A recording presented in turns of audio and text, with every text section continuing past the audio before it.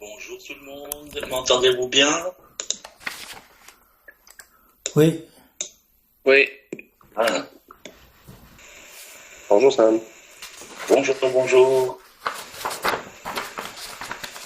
Bon, alors vous avez fini? Ben oui. Oui. Good.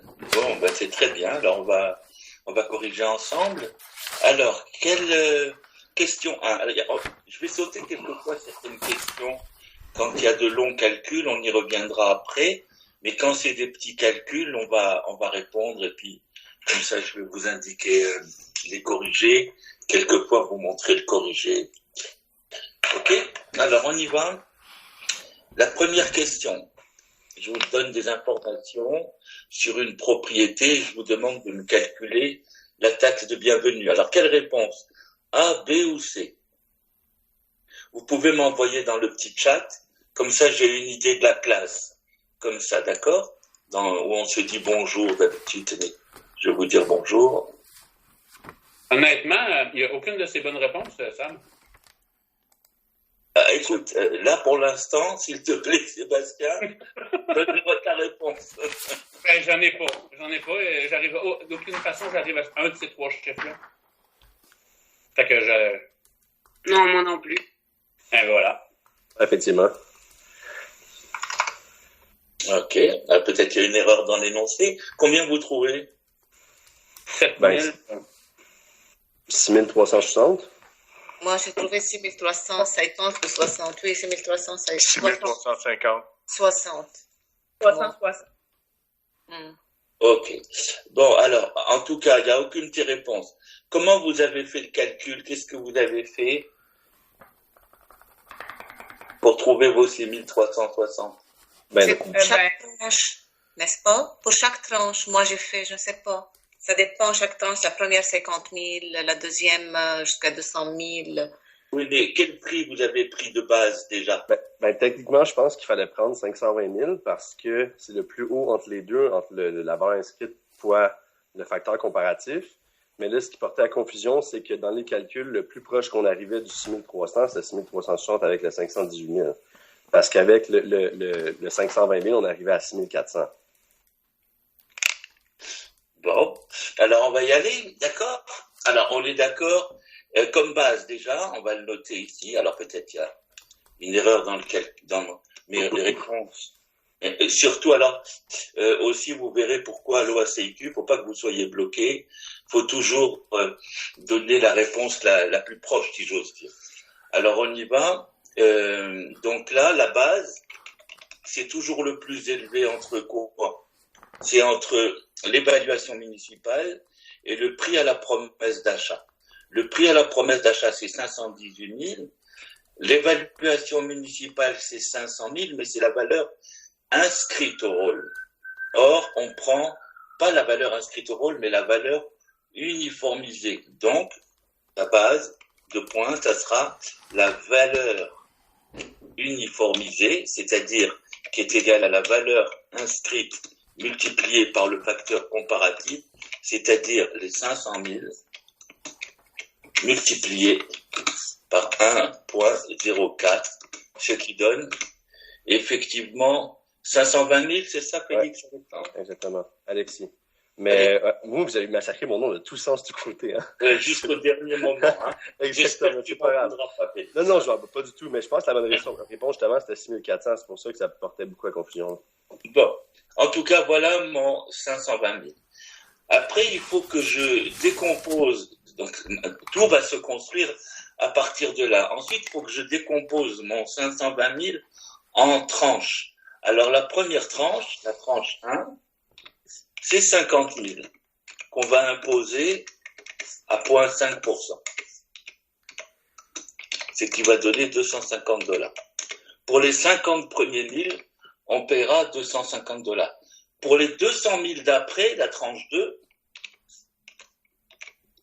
eh bien, il va y avoir, combien on a dit? 200 000 à 1%, oui, parce que ça va de 0 à 50, puis de 50 à 250, c'est-à-dire 200 000. 200 000, c'est facile, ça c'est 1%. Ce qui est égal à $2 000. Enfin, la troisième tranche, c'est ce qui reste pour arriver à 520 000. Alors, on a imposé 250 000. Combien il reste pour arriver il n'y a pas un 20 000 qui va être à 2% à la fin? Non. Là, on est dans... Attention, là, vous mélangez deux choses. Vous mélangez la taxe de mutation immobilière avec... C'est pour ça que je vous donne ces questions de révision. Ah, OK. Ben, allez-y. Vous voyez l'erreur que vous faites. Vous confondez avec la mise de fonds. On n'est pas dans la mise de fonds. On est dans la taxe de mutation immobilière. Donc, tout ce qui dépasse 250 000 dollars, tout ce qui dépasse 250 000 dollars, normalement, excusez-moi, c'est 1,5% jusqu'à... alors, attends. Excusez-moi, où est-ce que je vois plus où je vous ai écrit. Tranche 2 points, oui. Ça va être 250 000 dollars. Ah, c'est ça que tu voulais me dire, hein? Ouais, c'est ça. Il y a 20 000 de plus à 2%. Là. Je pense pas que je me mélange, mais on verra. Non, parce que j'ai entendu 10%. C'est ça qui m'a... Tu n'as pas dit 10%, hein? Non, j'ai dit 2%. D'accord, excuse-moi. C'est mon oreille qui a faibli. Donc, 250 000 dollars que multiplie 1,5%, ça donne combien? 4 050? Non, 3 750. Ouais, 3 750. Pardon, 3 750. Et puis après, effectivement, il y a la tranche 4 qui est égale à 20 000 multiplié par 2%. Ça donne 400, puis c'est là que ça donne 6 400. Voilà, ce qui est égal à 400 dollars. Hein, c'est ça? Mm-hmm. Donc, total. Alors, ça nous donne 6 400. 6 400. Bon, alors là... Dans les choix de réponse. D'accord, non, il n'y a pas de problème. Vous avez raison, j'ai fait une erreur. Ok, parce qu'au départ, je vais vous expliquer pourquoi. Au départ, je vous avais donné l'exercice sans cette tranche-là. Je voulais vous le donner, vous voyez, la tranche à 2%, à Montréal. Parce qu'à Montréal, on a plusieurs tranches. Mais la plupart du temps, à l'examen de l'OACQ, on va vous donner que les 3 premières tranches. Donc, au début, j'ai voulu vous donner les 3 premières tranches. Puis après, je me suis ravisé pour vous parler qu'il peut y avoir jusqu'à 6 tranches. Et j'ai oublié de changer mon résultat. Donc, Sébastien, aujourd'hui, vous avez raison. Oui, mais moi, je veux juste rajouter de quoi. J'ai une question. Est-ce que l'OACQ présente dans ses examens les tranches de cette façon-là? Parce que il y a double interprétation. En tout cas, moi, je l'ai vu de différentes façons, même sur Internet, ils ne l'expriment pas de la même façon, dans le sens qu'ils mettent entre 0 et 50 000, 0,5%, puis jusqu'à 200 000, donc il faut calculer l'écart entre 50 et 200 000 pour aller mettre le 1%. Puis là, vous ne fonctionnez pas de même. Fait que, comment l'OACQ présente une question avec les tranches de pourcentage pour la taxe de bienvenue? De cette façon-là? Oui, alors, c'est une bonne question, Sébastien. D'abord, vraiment, là, on est dans la phase finale. Il faut vraiment que toute la classe tienne compte de ce que je vais dire. Il peut le demander de différentes façons. Arrêtez, bon Dieu, de penser que vous allez avoir de telle ou telle façon. Vous reconnaissez le contexte et vous vous débrouillez. Là, si vous aviez fait le cours d'évaluation avec moi, je vous l'aurais présenté de toutes les façons. OK, de cette façon, c'est très important. Ta question est bonne, Sébastien, mais oublie ça. Tu vois, là-dedans, il y a des questions qui ont été posées à l'OACQ. Là, cette question, elle a été posée. Celle-là, elle est fraîche, elle est nouvelle. Elle est toute simple. Mais quand même, pour ceux qui n'ont pas vu, qui se rappellent plus de la valeur uniformisée et tout ça, ils auraient pu tomber dans le piège en choisissant la mauvaise base. Oui, je suis d'accord, Sam. Là n'est pas ma question. Je l'ai catché, moi, la valeur uniformisée, là. Mais c'est l'interprétation que j'en ai faite, c'est que moi, j'ai vu toutes les formules, je les ai vues avec des tranches 0 à 50 000, 50 000 à 200 000, puis 200 à 250 000 avec des pourcentages. Puis là, vous le présentez à 50 000 à 0,5 200 000 à 1 Ben moi, vois-tu, ma lecture, c'est que de 0 à 50 000, c'est 0,5 puis de 50 000 à 200 000, c'est 1 Donc, j'ai fait 1 de 150 000? Non, tu as tort. C'est pour ça que non, tu as tort. Attends, tu as tort. dit de 0 à 50, puis après tu as dit de 50 à 250, il y a 200 000. Pourquoi? Je te parle de la tranche. La première tranche est épaisse de $50,000. La deuxième tranche est épaisse de $200,000. La troisième est épaisse de $250,000. Tu comprends? Tu as vraiment tort, Sébastien, mais excuse-moi. Pardon, monsieur. C'est pour te dire, tu veux tellement. Pardon, monsieur. C'était pas comme ça qu'on le calculait. Avec, Ben, tu sais, moi, j'ai eu la même chose que toi, Sébastien, en passant, OK? Parce que j'ai pas été au cours qui a expliqué ça. Dans le fond, ce qu'a expliqué Allo ASIC, c'est qu'il faut que tu les additionnes. Donc, c'est 50 plus 200 000 plus 250, t'es rendu à 500. C'est pour ça qu'à la fin, c'est seulement un 20 000 qui reste. J'ai eu la même chose que toi, là. Je le comprends, là, sauf que j'étais entre deux chaises. Je voyais les deux possibilités, puis je me disais, voyons, laquelle je vais prendre. En tout cas, c'est bon. Oui, mais là, en même temps, tu as des choix de réponse qui peuvent t'éduquer.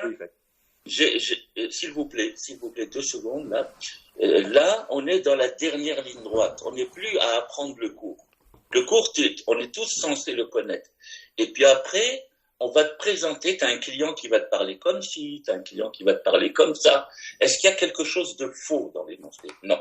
Si tu le lis très bien, alors là, c'est sûr à 100%, l'épaisseur des tranches vous est directement donnée. C'est vous est même simplifié. Et en plus, on vous dit 50 000 à 0,5. T'as pas à te casser la tête à faire aucun calcul. 200 000 à 1%. 250 000 à 1,5%. Tout est hyper juste et clair. Qu'on te le donne de l'autre façon ou de cette façon, c'est exactement la même chose. Tu es un professionnel de l'immobilier, tu dois reconnaître exactement le contexte et comprendre la forme dans laquelle on te donne. Faites attention, c'est pas que pour cette question, c'est pour plusieurs questions. Voilà ce que je peux dire. C'est bon.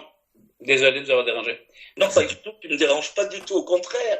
Attention Sébastien, hein, il ne faut pas qu'on se méprenne. J'étais un peu rude, pas parce que tu m'as posé la question, loin de là, pour vous dire à tous, faites attention, rêvez pas en couleur. Peut-être vous allez avoir des questions qui vont être posées exactement comme je vous les ai posées, comme Louise vous a posé, Jean-Marc. Mais peut-être vous allez avoir des questions qui vont vous être posées autrement. Notre challenge à nous, notre défi, c'est qu'on a travaillé sur beaucoup de cas, beaucoup de mini-cas. On a expliqué les choses, vous avez posé les questions. Donc, on n'a pas le droit de se laisser endormir. On regarde, on prend le temps, on lit bien, tranche, bon, ben, c'est la tranche au complet. On peut me dire que la tranche, elle va de 0 à 50, ce qui fait qu'elle est épaisse de 50 000, ou on peut très bien me dire, la première tranche, c'est 50 000. Et c'est pareil pour les autres. Pardon, monsieur. Pardon, monsieur. Oui, dis. Vous pouvez jeter un coup d'œil sur une ligne, ce que j'ai affiché comme dans la chat. Parce que l'OASIC, il y a un calcul différent. J'ai pas entendu ce que tu veux dire. Est-ce que vous pouvez jeter un coup d'œil sur le chat? Mais c'est le même calcul, c'est juste des pourcentages et des tranches différentes. Non, les tranches, c'est pas la même tranche. Oui, les tranches sont pas les mêmes, mais les résultats, c'est pas les mêmes. Les tranches, c'est pas les mêmes. Les résultats, c'est pas les mêmes. Les tranches, c'est exactement les mêmes. Sauf, attends, si tu veux me dire que la première tranche, elle va de 0 à 53 000, par exemple, je suis d'accord. De 53 000 à 250 000, je suis d'accord. Les vraies tranches, c'est pas exactement 50, 250. Si tu veux me dire ça, je suis d'accord. Les 50 000, c'est déjà calculé. On te les donne, ne va pas chercher ailleurs. Okay. C'est 50, 200, 250, on te le donne. Et ce que tu viens de me dire, Dingwa, c'est ce que je viens de répondre à tes collègues. Oui, on te l'a dit d'une autre façon, mais c'est la même chose. C'est comme si je te dis, regarde, où est mon oreille gauche, tu vois? Je peux faire comme ça, ou je peux faire comme ça. C'est tout, c'est la même chose. Exactement. Si tu comprends pas, je te l'explique avec plaisir. Avec plaisir. Tu vois, je vais te montrer une chose. Comme ça, c'est tranquille. Excusez-moi, je vais le mettre à la fin. Hein. Comme ça, voilà. Là, ici, quand on te dit de 0 à 50, tu mesures, ça fait combien de 0 à 50? C'est 50 moins 0, c'est égal à 50. Quand on dit de 50 à 250, c'est égal à 250 moins 50, si tu veux voir la tranche. C'est égal à 200. Il y a deux façons de le dire. Je ne vais pas te faire toutes les tranches. Est-ce que tu comprends? Oui. C'est la même chose. C'est ce que je disais à Sébastien. On peut te le dire de 0 à 50, de 50 à 250, ou on peut te dire directement 50, 200, 250. Tu es dans l'immobilier, tu dois comprendre, tu dois connaître la taxe de mutation. La chose, attention s'il vous plaît, si à loi CQ, on vous marque ici au lieu de 50, 53, et là 253 ou 253, 304, ok, vous faites avec ce que vous donne l'OACQ, parce que les vrais montants, ce n'est plus 50 000, ce n'est plus 250 000. Ils ont été changés et ils sont dépassés. Hein? Mais vous faites avec ce qu'on vous donne. Et si on vous donne pas le par cœur que vous devez connaître, c'est 50, 0 à 50, 50 à 250, 201. Rappelez-vous de ça. Est-ce que vous voulez que je vous laisse ça à la fin ou pas? Dingwa, je vous le laisse à la fin? Oui, merci. D'accord. Je vous remets ça parce que c'est pas la peine. Alors, je marque ici. Pour... question? Voilà, ça, je vais le mettre à la fin. On verra. Oui.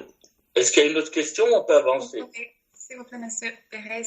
Est-ce que vous pouvez monter en haut parce que j'ai une doute, parce que ce que vous avez calculé la tranche 4, c'est le 20 000 fois 2% ou fois 0,5%? Non, regardez. Combien c'est la base? C'est pour ça que moi je commence toujours à voir la base. Tu vois, la base, je vais la mettre en rouge. Non, pas en rouge. Ouais, la base, je vais la mettre en rouge. Il faut que les 520 000 soient taxés. Or là, regarde combien j'ai taxé. 50 000, puis 200 000, puis 250. Oui, il reste 20 000. Ça fait 520. Et là, j'ai suivi l'ordre. On m'a dit les premiers 50, tu les taxes à 0,5. Les deuxièmes 200 000, tu les taxes à 1. Le troisième 250 000, taxe à 1,5. Et ce qui est au-dessus, jusqu'à 500 000, là, il n'y a que 20 000. Tu le taxes. Ça va, Jackie? Ah, d'accord. Merci. Je pense que c'est quand il est moins de 50 000, donc il faut fois 0,5. C'est ça que je pensais. Oui, si c'était 500 000, on se serait arrêté à T3. On s'arrête. Okay. Tu vois? Ici. Si c'était 480 000, on s'arrête là. Mais au lieu de 250, on aurait taxé 230. Tu comprends? C'est toujours, chaque tranche, si par exemple ici, vous voyez, le terrain avait été vendu $40 000, eh ben on aurait multiplié 40 000 par 0,5. Mais on peut aller jusqu'à 50 à 0,5. Dès qu'on dépasse 50, de 50 à 250, les 200 000 d'après, c'est 1,5, etc. Ça va? Merci beaucoup. T'en prie.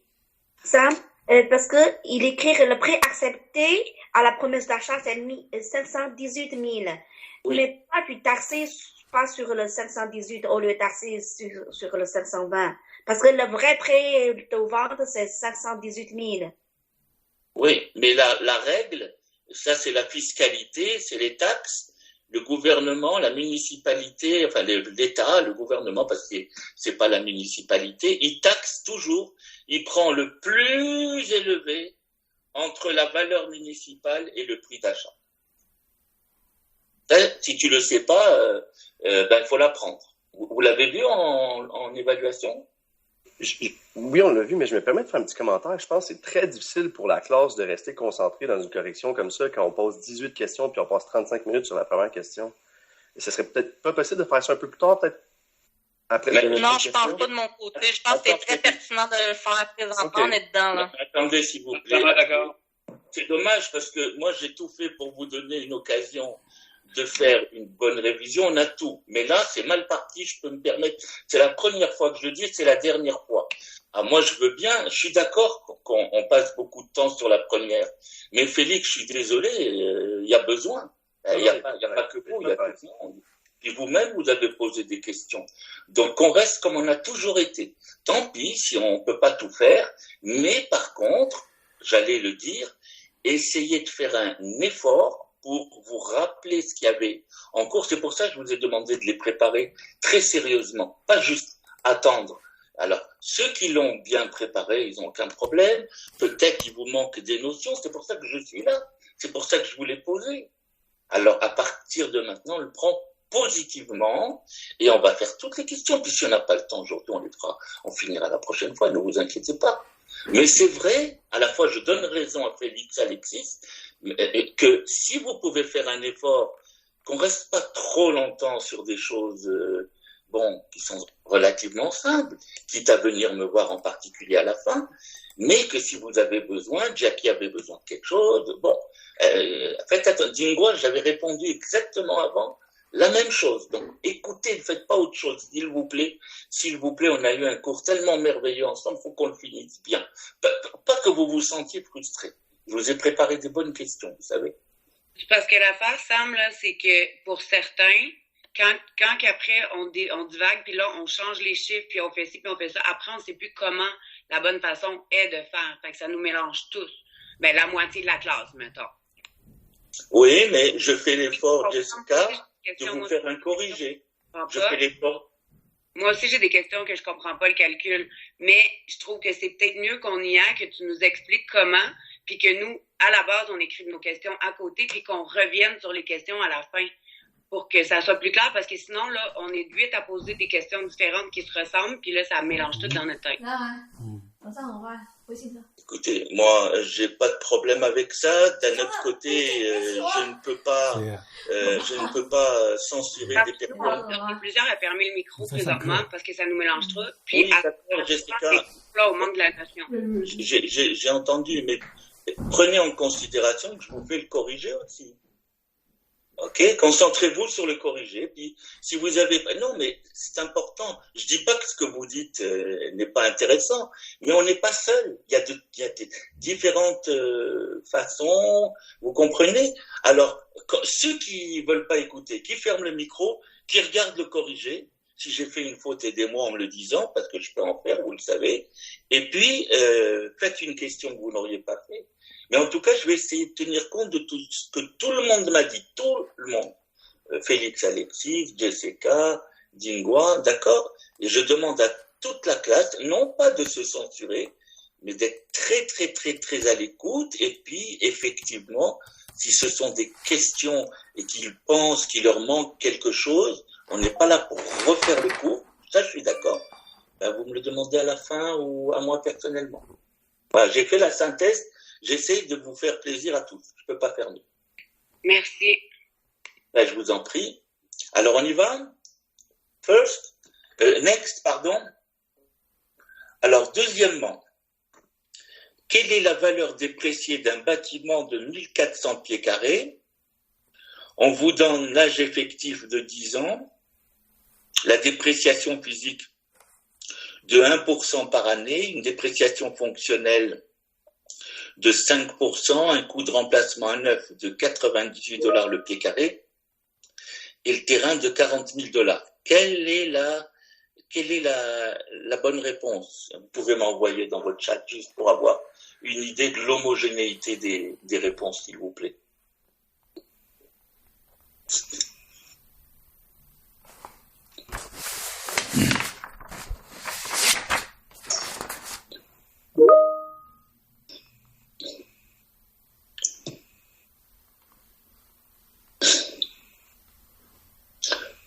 Bon, alors, majorité des personnes disent, je vais le mettre, franchement, je connais pas, on va vite le corriger en très rapide. Alors, attention, ceux qui se rappellent pas de leur leçon sur la technique du coup, je donne le corrigé. Alors, avant de poser des questions, s'il vous plaît, assurez-vous. Donc, là, on me demande la valeur dépréciée. La valeur dépréciée, le coût de remplacement déprécié, c'est toujours égal au coût de remplacement à neuf moins la dépréciation totale. Donc, il faut que j'ai le coût de remplacement à neuf et la dépréciation totale. Ensuite, pour le coût de remplacement à neuf, c'est facile, c'est égal à la superficie multiplié par le coût de remplacement à neuf unitaire. C'est pour ça que je l'écris en petit. Alors, donc là, ça va être très facile. On va multiplier les 1400 pieds carrés par 98. J'ai pas fait de bêtises, 98. 1400 parce qu'on me dit dans l'énoncé qu'il fait 1400. 1400 fois 98, ça donne 137 200, s'il vous plaît. Si j'ai fait une erreur, je compte sur vous avec mes yeux, j'ai un peu de mal aujourd'hui. Ensuite, maintenant, il faut calculer la dépréciation totale. Or, la dépréciation totale, c'est toujours égal à la dépréciation physique plus la désuétude. Bon, on va écrire économique plus la désuétude fonctionnelle. Encore une fois, fonctionnelle. La dépréciation économique, on va l'écrire d'ailleurs ici, ça gagnera la place, égale donc la désuétude, la dépréciation physique, plus. Alors, est-ce qu'on a une économique? Non, zéro. Est-ce qu'on a une fonctionnelle? En principe, on vous demandera jamais de trouver la fonctionnelle et l'économique, on vous les donne, 5%. Donc, il nous reste à trouver uniquement la dépréciation physique qu'on va trouver par le procédé qu'on appelle HV.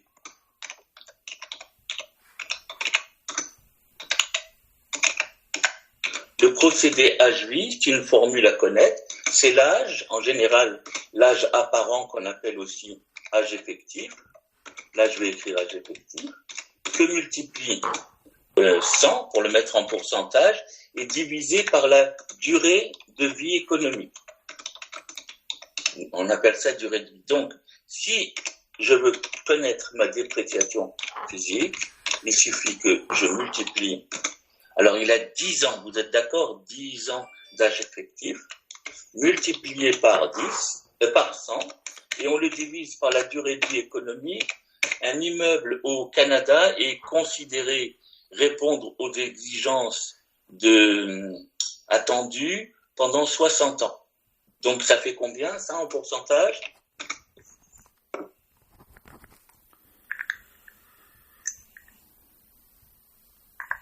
Ça fait 16,67% si je ne me suis pas trompé. Exact. 10, ouais, c'est ça.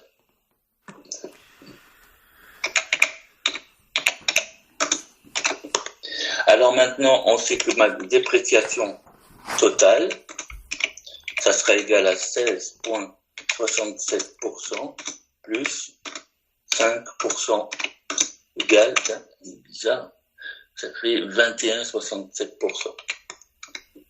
J'espère que je n'ai pas fait d'erreur. Donc le CRD que je cherche, c'est égal au CRN que j'ai trouvé 137 200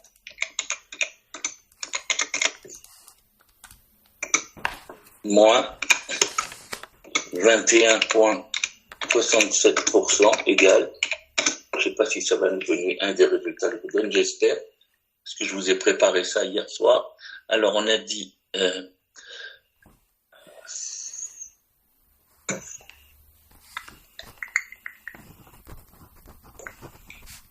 j'arrive à 107 468, qui est encore aucune de ces réponses.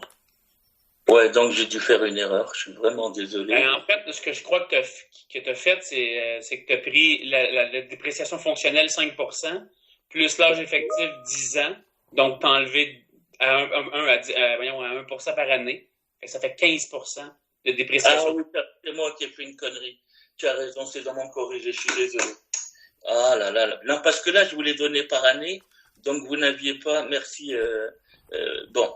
Alors, c'est pas grave. Écoute, tu vois, aujourd'hui, c'est moi qui suis moins informe que vous. Il fallait pas calculer la dépréciation selon le procédé HUI. Il fallait tout simplement le multiplier le 10 par 1%. Tu as raison, tu vois. Donc ça fait 10%. Et maintenant, le total, ça faisait 15%. Tu as raison. Si on vous l'avait pas donné, cette information, vous auriez fait comme je vous ai montré par le procédé HUI. Pardon, c'est pas 15, c'est 10. Et là, ça fait 10 plus 5, 15. Je m'excuse.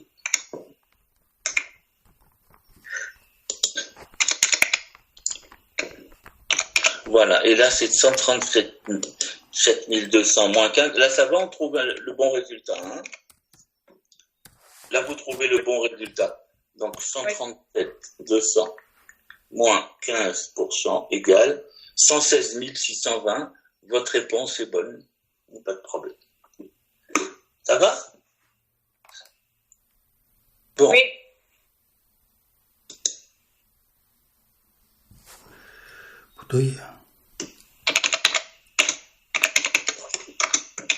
Voilà, très bien. Je vais mettre toutes les réponses en bleu dans toutes les questions. Elles sont là. Et là, elles sont là. Voilà. Troisième question. Alors, si elle est trop longue, on verra. Alors, non, ça c'est bien. Un immeuble rapportant 50 000 $ de revenus bruts a été vendu 500 000 $. Si le marché baisse de 5%, quel sera le multiplicateur de revenus?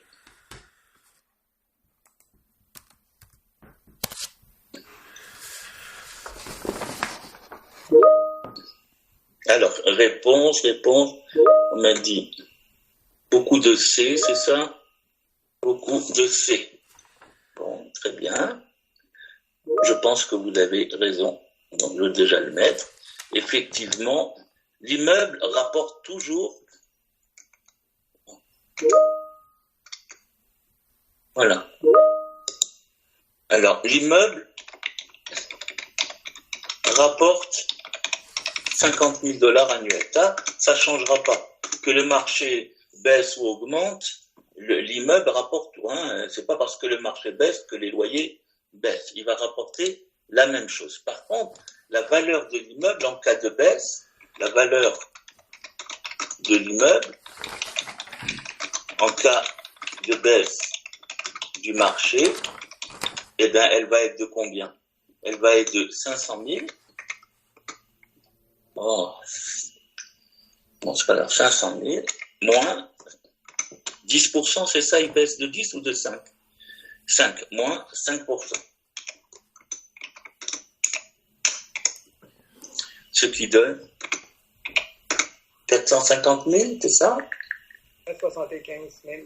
Non, qu'est-ce que je raconte? 475 000. Donc maintenant, il suffit,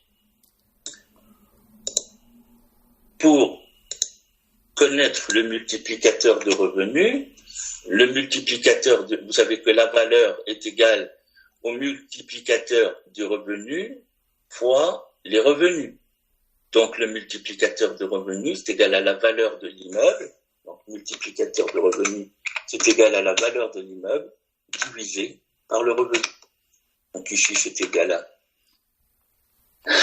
475 000 divisé par 50 000.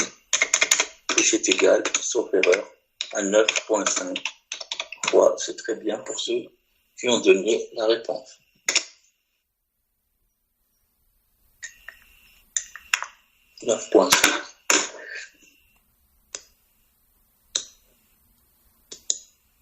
Voilà.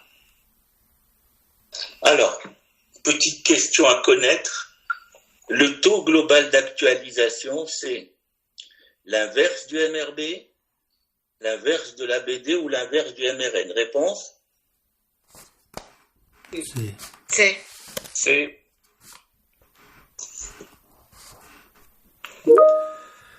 C. Et très bien, c'est ça, bravo. C'est exactement ça. Très bien. Sam, j'ai une question. À partir de maintenant, aucune personne qui peut poser des questions, c'est ça? Non, si tu as une question de compréhension, tu peux. Ouais, vas-y. Oui, mais maintenant j'ai peur, je peux rien parler alors. Est-ce que je peux ou je peux pas? Ben, je viens de te dire oui, si tu n'as pas compris, bien sûr. Oui, non, c'est la question 3. On a utilisé l'autre façon de faire, mais je fais le résultat, c'est le même 9,5 fois. Je fais le 500 000 divisé par le 50 000 égale 10 fois, et après 10 fois, enlever le 5% égale 9 fois 50, 9,5 fois. Est-ce que c'est correct aussi ou non? Ben, c'est-à-dire que tu arrives au même résultat, mais d'un point de vue de la logique de l'évaluation, c'est pas tout à fait pareil. Parce qu'il faut que tu compares. Quand on parle de multiplicateur, MRB, MRN, c'est toujours pour trouver la valeur de l'immeuble. En fait, la valeur de l'immeuble, c'est toujours égal quand tu as ce qui est en relation, pardonne-moi, c'est le revenu pour trouver le MRB, le revenu en relation avec la valeur de l'immeuble au moment où tu le cherches. Donc, quand on fait comme je te dis, ça représente vraiment ce qui se passe sur le marché. L'immeuble rapporte 50 000 et par contre, la valeur de l'immeuble ABC, elle vaut 475. Tu comprends? C'est plus parlant, si tu veux. Ok, plus logique. C'est plus maintenant, tu as trouvé la même chose, La loi CQ, si c'est une question à choix multiple, on va pas te demander de l'expliquer. Alors, tu vas faire 9,5 et tu l'auras eu. Mais essaye toujours de comprendre qu'est-ce qu'il y a derrière les chiffres. Oui, ok, merci. Je t'en prie.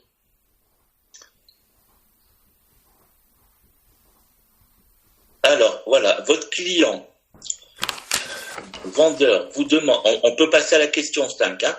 Votre client vendeur vous demande à quel prix il doit vendre son quadruplex, sachant que le taux de rendement de ce type d'immeuble sur le secteur est de 8,33%. Pour info, le quadruplex rapporte $50 000 de revenus annuellement. Le prix de vente sera de ABC.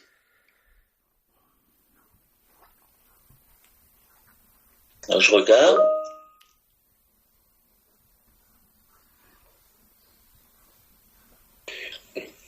Dans ce cas-ci, Sam, on parle de TGA, puis il faudrait parler de revenu net. Puis là, on ne sait pas si c'est un revenu net ou un revenu brut.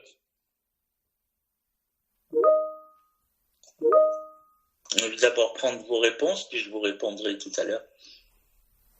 Je suis allé pour 100 000. C'est... Ok, alors je commence par répondre à la question de Sébastien. Vous avez ça, loi CQ. Alors, on vous a pas dit ni c'est brut, ni c'est net. Qu'est-ce que vous faites? Vous répondez pas et vous rentrez chez vous? Non, moi j'ai figuré que c'était un brut, mais... Qu'il soit brut ou net, c'est le seul que tu as, Sébastien. C'est ce que je me te disais tout à l'heure. Ouais, je comprends. Tu vois, fais attention vraiment à ça. Parce que tu as des très bonnes questions quelquefois. Mais là, c'est 20, ça sert à rien. Absolument à rien. Tu as un seul revenu. Qu'il soit brut ou net, ça sera de toute façon la même formule que tu utiliseras. Il ne faut surtout pas que tu sois bloqué et que tu passes beaucoup de temps. Tu regardes une fois, ça te choque, je suis d'accord avec toi, moi-même, je fais attention, je relis une deuxième fois pour être sûr que j'ai pas oublié quelque chose. Puis après, je me dis, m'en fous, moi je connais, je sais ce que c'est qu'un rendement. Ça se fait avec un revenu brut, avec un revenu net, avec un revenu brut effectif. On me dit pas, on me dit pas, c'est un revenu. C'est tout. Tu vois, Sébastien? Écoute, c'est correct. Voilà. Alors donc, alors vous m'avez trouvé 600 000. Alors, effectivement, on me dit que le rendement est de 8,33 et qu'il rapporte 50 000. Donc, c'est toujours la même chose. Je veux juste être sûr que je ne vous ai pas donné une fausse réponse. Mais non, vous avez tous trouvé la bonne réponse. Donc, en fait, la valeur d'un immeuble, ça vous le savez, la valeur d'un immeuble, c'est égal au multiplicateur de revenus. Vous voyez, j'écris même pas ni B ni N, parce que je sais pas. Multiplicateur de revenus que multiplie le revenu. Je marque ni B ni N. Alors moi, qu'est-ce que je cherche là? Je cherche la valeur de l'immeuble. Ok, mais le problème, c'est que j'ai le multiplicateur de revenus, mais je l'ai pas en multiplicateur de revenus, je l'ai en taux de rendement. Faites attention, je l'ai en taux de rendement. Or, le taux de rendement, si vous vous souvenez, c'est l'inverse d'un multiplicateur. Hein? On l'avait vu dans le multiplicateur. Donc, ce qui fait que moi, en fait, maintenant, ma formule pour trouver la valeur de l'immeuble, ça va être, attention, mon revenu divisé par le taux de rendement. Le taux de rendement qui est égal, pour que vous voyez, à l'inverse d'un multiplicateur. C'est pour ça que la formule n'est pas exactement la même que celle que je vous ai écrite à gauche, hein, mais parce que si ça c'est l'inverse, à ce moment-là, le taux de rendement c'est 1 sur MR. Donc si je fais passer MR là, c'est égal à R, hein, sur V, où V égale R divisé par MR. Alors là, je remplace, je vais mettre ça en... C'est très bien ce que vous avez trouvé, de toute façon. Voilà. Je vais diviser le revenu, le seul revenu que j'ai ici, qui est égal de 50 000, par, non pas un multiplicateur, attention, par un taux de rendement. Taux de rendement qui est de 8, et il ne faut pas oublier le 33%, et ça vous donne 600 240, et c'est ça que je voulais vous dire. Là, il ne faut pas, pareil, il ne faut pas fondre, disparaître, vous n'avez pas le choix, vous l'arrondissez. À l'OACIQ, ils font souvent ça. Arrondi à 600 000 et vous choisissez 600 000.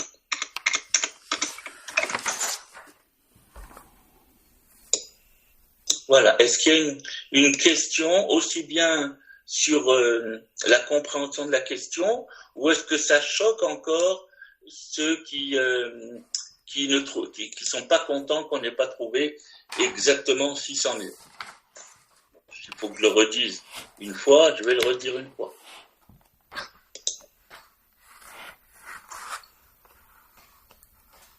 Good. 6. Sur un secteur donné, le multiplicateur de revenus est de 15 fois. On est en multiplicateur. À quel taux de rendement ce multiplicateur correspond-il? Alors allez-y, donnez-moi la réponse, s'il vous plaît. Je viens de vous donner la réponse il y a dans la question d'avant, je vous ai préparé à ça.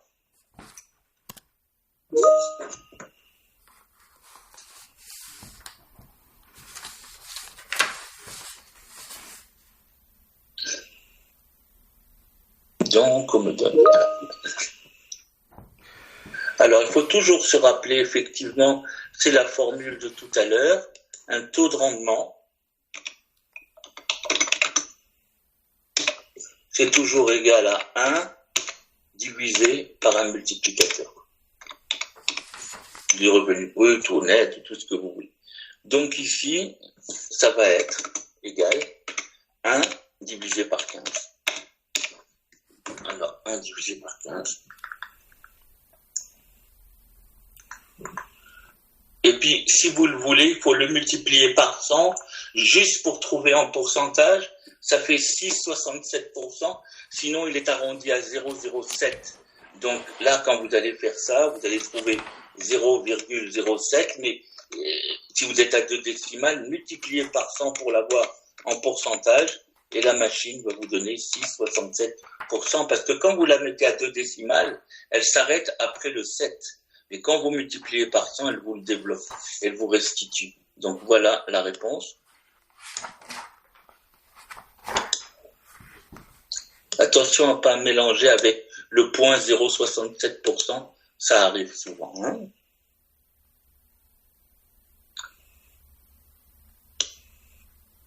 Est-ce qu'il y a une question? Simple. Non, je pense que les gens auront plus trop tendance à poser des questions maintenant. Je pense que les gens se retiennent un petit peu là. Ouais, n'hésitez pas, hein, vous avez raison. C'est Caro, hein?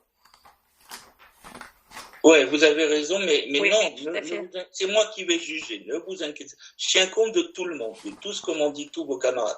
Si vous êtes coincé, posez la question.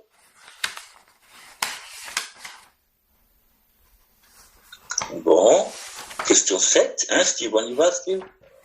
Bon. Est-ce qu'Alec est là aujourd'hui? Non? Dommage. Oui, je suis là. Ah, salut Alec. Bon, ben Alec, Mais c'est certains bon. parmi vous, vous allez être très surpris à l'examen, là. Vous allez voir vos noms en panoramique, hein. Bon. Véronique, elle rit. Ben, t'as raison. Toi aussi. Alors. Et positivement ou négativement? Ah ben non, c'est toujours sympathique. Bien. Et Ouais. elle a aimé, il n'y a pas de souci, c'est toujours sympa. Il y en a au moins 5 parmi vous qui vont... Mais il ne faut pas que ça vous déconcentre sur l'examen. Hein. Bon, je suis en train de préparer votre examen. Alors, donc, 7. Si sur un secteur donné, le MRN est de 14 fois, le MRB est de 10 fois, alors le TGA est égal à quoi? Votre réponse, s'il vous plaît? C'est C. Alors, on me dit C, on va le vérifier. On sait que, encore une fois, un TGA, c'est un taux de rendement. Et là, d'ailleurs, j'aurais même pu préciser TGA paritaire, si vous êtes d'accord avec moi. Mais c'est pas grave, vous l'avez tous reconnu. Normalement, j'aurais dû dire paritaire. Et je l'ai pas dit. À l'OACIQ, on l'a pas dit. T'as pas d'autre choix. TGA, c'est un taux de rendement. C'est donc forcément égal à l'inverse, 1 divisé par quoi. Mais attention, là, j'ai le choix entre MRB et MRN. Et le TGA, c'est pas l'inverse du MRB. C'est l'inverse du MRN. Tu vois, Sébastien, là, tu peux choisir. Pas de problème. Ah, j'ai pas eu d'ambiguïté avec cette question-là, moi. Voilà. Alors, donc, ça fait 1. Il faut pas qu'il y en ait avec n'importe quelle question parce que tu as été formé pour répondre à toutes les questions sur l'immobilier. Donc, 1 sur, combien c'est le MRN? 14. Et là, ça vous donne, je pense que vous m'avez donné la bonne réponse encore. 1 divisé par 14 égale, mais on va le multiplier par 100 parce que ça donne 7,14, c'est ça? Ouais. Vous voyez que, parce que ça donne 0,7, je vais le réécrire pour que vous voyez par rapport à tout à l'heure. 1 divisé par 14, la machine arrondit à 0,07 comme tout à l'heure, mais cette fois-ci en multipliant par 100, vous ne trouvez pas 6,67, mais vous trouvez 7,14. Parce que naturellement, la machine arrondissant, c'est pas les mêmes décimales qu'elle a dans le ventre. Alors, vous m'avez dit C, vous avez raison.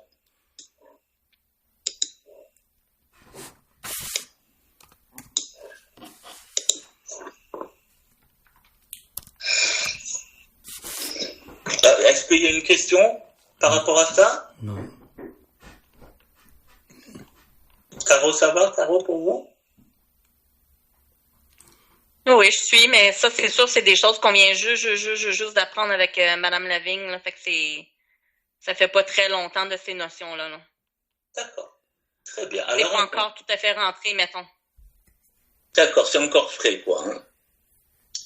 D'accord. Alors, vous avez suggéré à votre client d'inscrire son immeuble au prix de 460 000 $.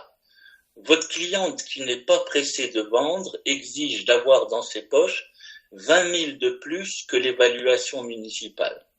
En tenant compte des informations qui suivent, il vous est demandé de déterminer la marge de négociation. Donc, le taux de rétribution prévu au contrat, c'est 5. L'évaluation municipale, on vous la donne, c'est de 410 000. D'accord?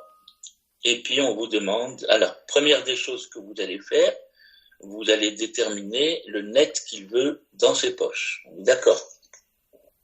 Non, on ne peut pas aller plus loin. Alors, net souhaité.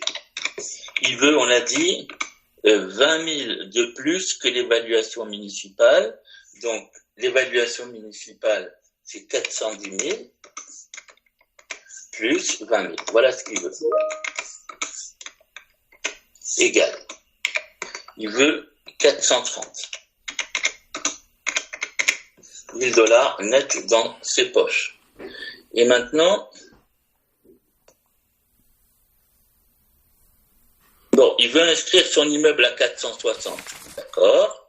On le sait, pour l'instant, on ne peut pas utiliser ça parce que il faut d'abord qu'on trouve le prix de vente pour satisfaire le vendeur. Voilà. Le prix de vente pour satisfaire le vendeur. Eh bien ça, vous prenez le programme Second 3 Profit et vous trouvez, alors vous savez, on l'a fait ensemble, quand on rentre dans ce programme, ça commence par nous demander cost, alors on met le net qu'on veut, c'est-à-dire 430, on monte avec la flèche ascenseur et on renseigne le margin, la marge, c'est-à-dire on tape le taux de rétribution qui est de 5 et on le multiplie par 1.14975 égale, ça nous donne, alors je le fais tout de suite, second 3 profit, donc cost, je mets 3, combien on a dit, 430 000. Non, oui, 430, c'est ça. Enter. Après, je monte et je fais 5 multiplié 1.14975 égale, ça me donne 5,75, je l'écris, et je fais Enter.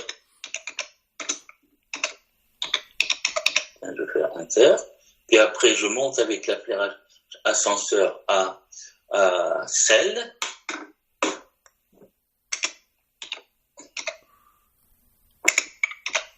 Et là, je fais compute et ça me donne un prix de vente de 456 000, disons 227. On va arrondir. Voilà. Donc voilà à combien il faut vendre pour que notre client ait 430 000 dans la poche. Alors, dans ce cas-là, maintenant pour trouver la marge de négociation, il y a plusieurs façons.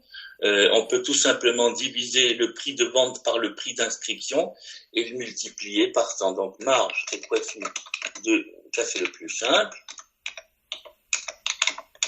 Ou là, on va trouver le prix de vente, puis en faisant moins 100, on va trouver la différence. Ou, ce qu'on peut faire aussi, on peut faire la différence entre le prix d'inscription et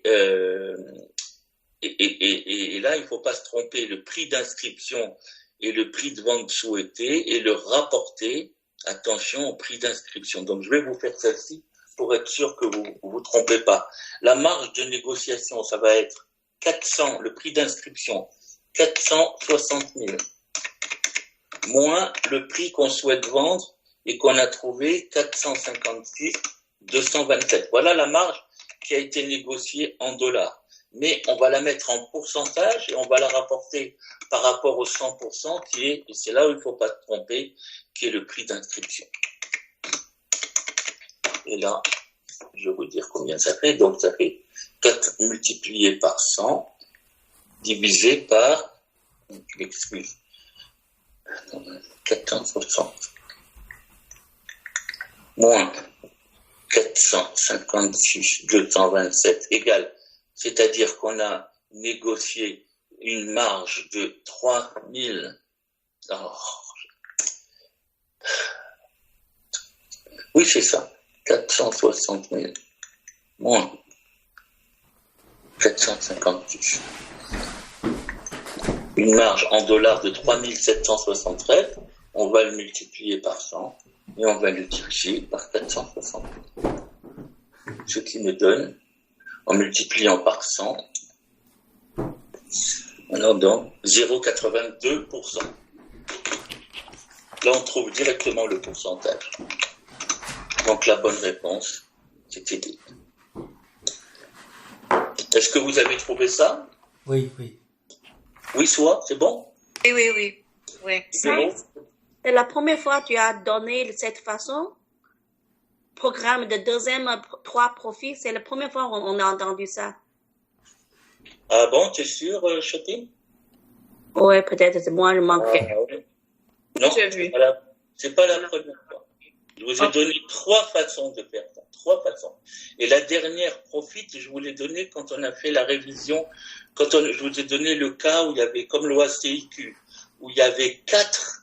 Il faut faire vraiment attention, s'il vous plaît, parce que vous voyez, c'est pas juste un problème par rapport à moi, c'est par rapport aux étudiants qui sont toujours là, qui sont très attentifs, qui classent leurs documents. Ça ne veut pas dire que je m'en fous des autres, mais bien sûr, ça m'étonne beaucoup, Shopping, que tu me dises que c'est la première fois. Et quand bien même c'est la première fois, tu as d'autres manières pour le faire. Je répète, comme je disais à Sébastien, il n'y a pas qu'une manière. Comme je disais à Dingwa, tu vois, voilà mon oreille gauche. Je peux te la montrer avec cette main ou te dire, voilà mon oreille gauche. Vous êtes des professionnels. Non, c'est pas vrai, c'est le dernier jour de cours qu'on a. On a encore un cours. Oubliez ça, vous êtes professionnel, vous êtes courtier immobilier. Tu as fait un cours de maths, tu sais te débrouiller. Bon, en tout cas, ça, si tu veux voir où il est dans le corrigé que je vous ai envoyé du cas qu'on a fait, les 4 mises en situation. Tu sais, les 4 mises en situation, il est dans le corrigé que je t'ai envoyé. Ok, merci. Je t'en prie. Alors toi aussi, tu vas être surprise, Shopping, de ton nom dans l'examen. J'ai dit aux principaux intéressés, un soir. Bon. Ensuite, 9.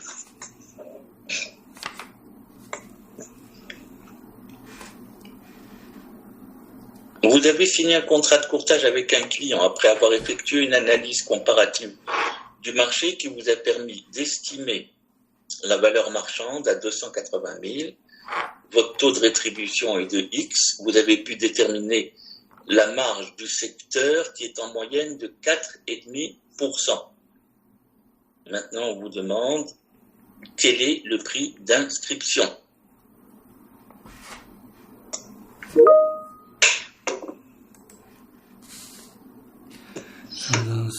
Là, je vous ai pas mis de choix multiples. Donc, vous pouvez me donner votre résultat, s'il vous plaît. Il y en a qui ont commencé déjà à le mettre.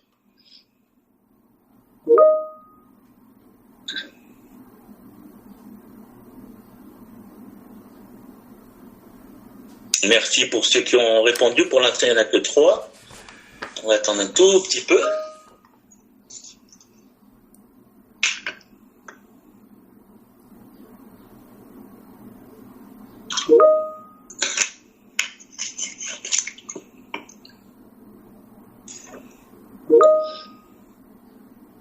Ok, ben vous savez, je vais vous dire, il y a beaucoup de réponses quand même différentes. Hein.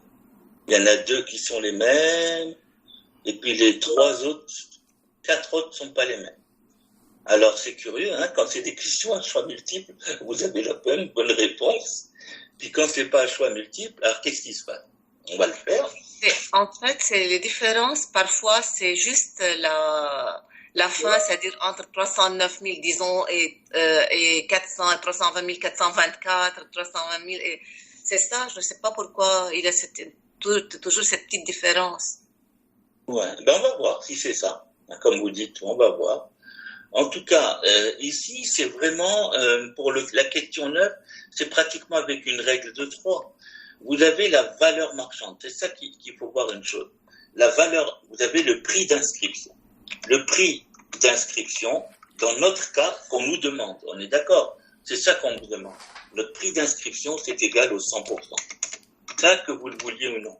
Parce que le prix de vente, c'est toujours plus petit que le prix d'inscription. Sauf dans des marchés à la surchauffe. D'accord? Alors, ensuite, maintenant, le prix de vente, selon vous, il représente combien? Combien il représente?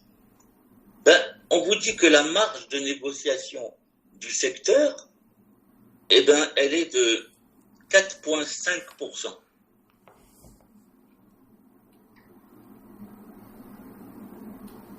Ça veut dire que le prix de vente, il représente combien? C'est 100 moins 4,25%. Très bien. Donc, en pourcentage, 100 moins on a dit 4,5%. C'est-à-dire que c'est égal à 80. Si je me trompe, vous me le dites, soit 85,5%. Vous êtes d'accord? Alors maintenant, c'est facile, parce qu'on connaît aussi le prix de vente. Le prix de vente, c'est pas la valeur marchande, mais ici, on n'a pas le choix, parce que la valeur marchande, vous savez, la définition, c'est le prix de vente le plus probable. J'ai pas d'autres chiffres à me servir. Donc, maintenant, je peux faire ma règle de 3. Prix d'inscription égale 100%. Et pour le prix de vente, alors, le prix d'inscription, c'est l'inconnu. Je peux vous l'écrire d'ailleurs sous forme de tableau. Donc, si j'écris ici PI, et là, prix de vente, pas present value, le prix d'inscription, c'est ce que je cherche. Pardonnez-moi, je m'excuse, c'est pas comme ça que je voulais l'écrire. Prix de vente. Voilà, là, je vais l'écrire en pourcentage et en dollars.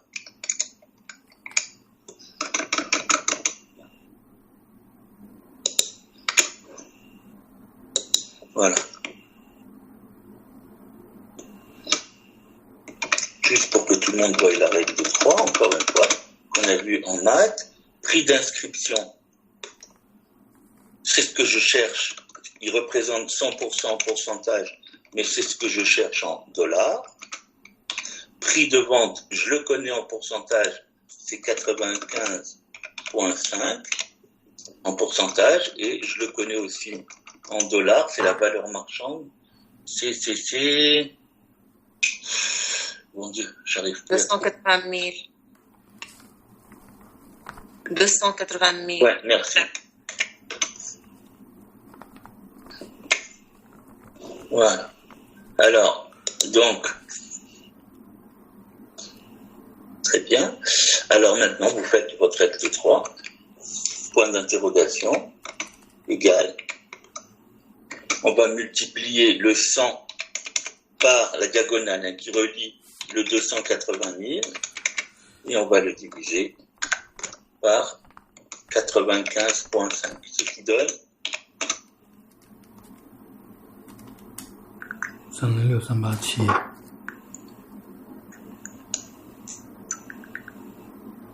$293 193. Alors, et là, on est 293 193,72. C'est très bien, c'est exactement ça.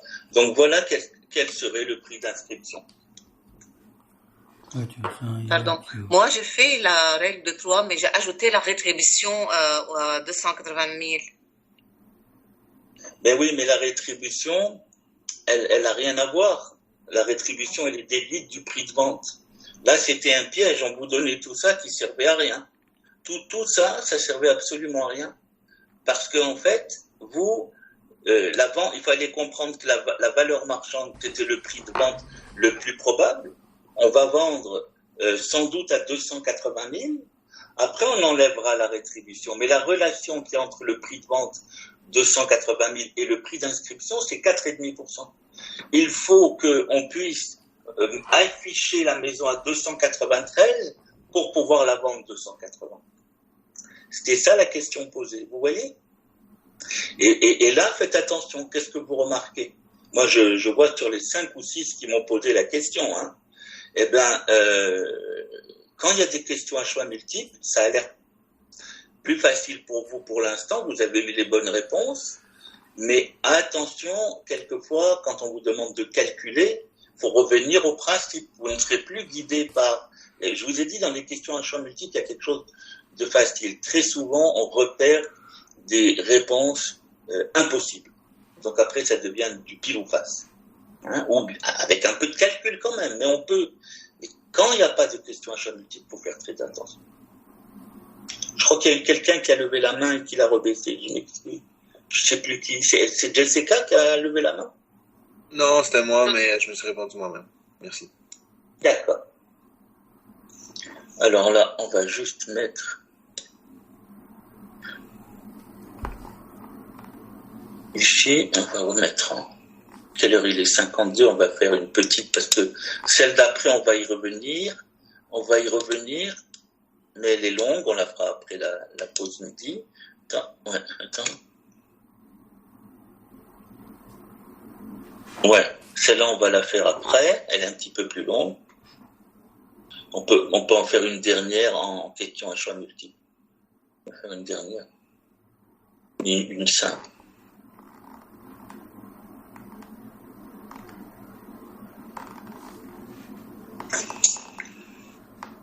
Bon, on va faire la question 13. Qu'est-ce que vous me proposez comme réponse à la question 13? Ça va être la dernière question avant la pause. Question 13. Je vous laisse la lire.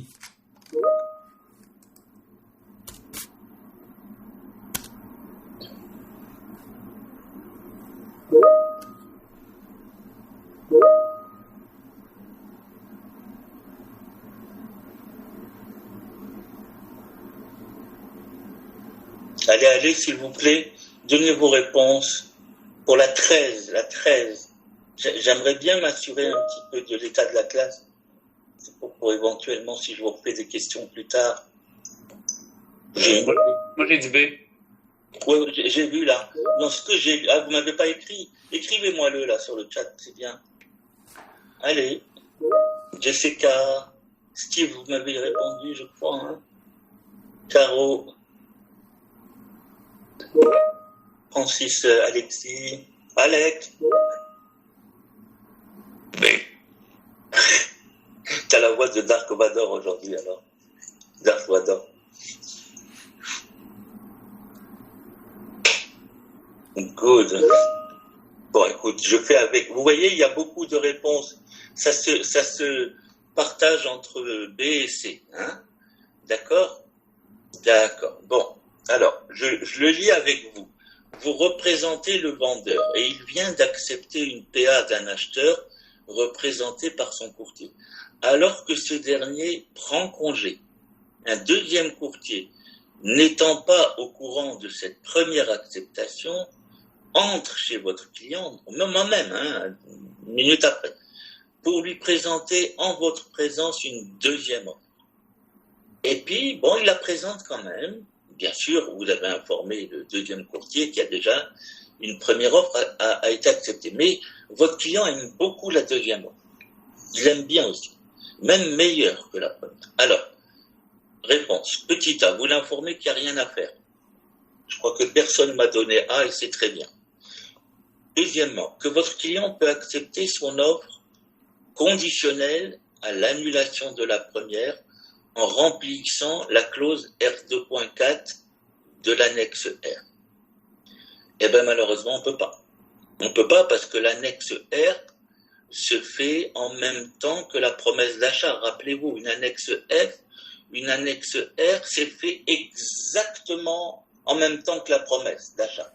Et d'ailleurs, il n'y a pas de date, et la date présumée d'une annexe F, je dis pas de toutes les annexes, mais nos annexes qu'on a étudiées, nous, dans le cours, je vous dis pas que c'est pareil dans le cours de contrat de courtage, mais dans les cours de promesse d'achat, l'annexe F ou l'annexe R, elle est faite en même temps que la PA, ou elle n'est pas faite. Donc elle peut pas être faite après. C'est pas correct. C'est impossible. C'est pas déontologique. Donc, qu'est-ce que vous pouvez faire? Eh bien, je vous en avais parlé de ça. Le deuxième courtier qui rentre, on voit sa PA, elle plaît à mon client.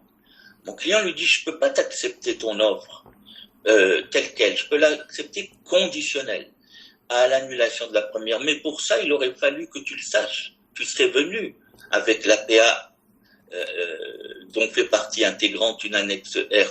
Maintenant que tu l'as pas fait, tu aurais coché la clause R2.4. Eh bien moi, je suis d'accord avec ton offre, je vais la rendre conditionnelle. C'est moi qui vais la rendre conditionnelle. Comment? En te faisant une contre-proposition où je ne changerai rien de ce que tu me proposes. Je vais cocher la clause P2.4 que je vous invite, vous avez déjà invité à la lire, allez la relire. P2.4, c'est la même chose que R2.4, mais elle est sur la contre-proposition. Et donc, il suffit que tu me la signes et c'est correct. Ça veut dire que ton offre telle qu'elle est, eh bien, Elle est acceptée à la seule différence qu'elle est conditionnelle grâce à ma clause P2.4 dans la contre-proposition à l'annulation de la première. La clause P2.4, c'est la clause R2.4 quand on n'a pas pu avoir le temps de savoir qu'il y avait une première offre qui était déjà acceptée. Est-ce que ceux qui m'ont donné la réponse C, ils se rappelaient de ça, que j'avais dit ou pas? Oui, moi j'ai lu de toute façon l'annexe P2R4. Je l'ai lu, c'est pour ça que je me suis décidée pour celle-là. Je sais que l'autre, on ne peut pas la faire, le B. Oui, très bien. Les autres aussi? Les autres, vous vous rappelez quand on a envisagé ça, hein?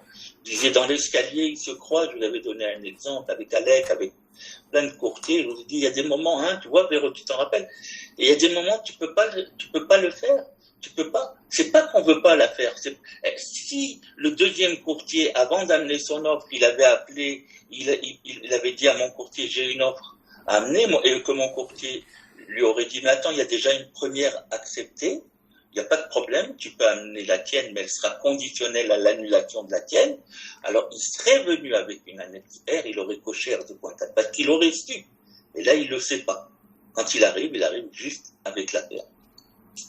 Voilà, ça suffit pour, je vous mets la réponse, pour aller manger. On se rejoint dans 1 heure. Puis, le programme, c'est de finir ça, de corriger le petit exercice que je vous avais donné l'autre fois.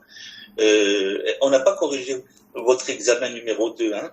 Non, on n'a pas corrigé. De corriger l'examen numéro 2, puis on verra si il nous reste du temps ou pas. S'il nous reste du temps, je vous parlerai un petit peu de l'annexe DR parce que ça tombe pas mal à l'OACQ en ce moment. Ça va? Alors s'il vous plaît, ceux qui ont eu des difficultés ce matin, je parle pas des difficultés qui veulent absolument que la soupe soit servie dans les assiettes qu'ils veulent. Je parle pas de ça. Ça, il vous faut encore un peu de temps pour vous déshabituer. Non, je parle de ceux qui ont des difficultés à comprendre ces choses-là. Essayez de voir ce que vous comprenez pas. Et puis tout à l'heure, à 3h, aujourd'hui on finit à 3h, je reste un petit moment avec vous. Ok? Il n'y a pas de souci. Comme dit Caro, il ne faut pas du tout vous sentir... Est-ce que vous vous êtes senti frustré pendant tout ce cours de poser des questions? Jamais. Pourquoi vous voulez que ça change? Ça ne changera pas. Mais il faut un minimum pour qu'on puisse faire ça. Hein?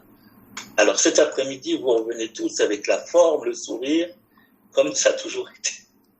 Surtout Steve, moi qui m'inquiète. Steve, attends, tu vas voir comment je t'ai affublé, de quel nom. Hein? T'as un cousin américain, là. Et puis c'est Xiao Fei, elle a une célèbre actrice qui joue dans un film. Véro, je laisse faire, je dis rien. Enfin, vous allez voir. D'accord?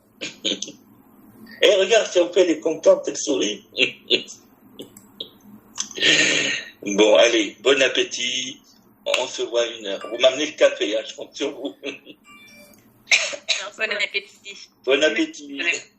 Merci. Merci. Bon appétit. Bon appétit.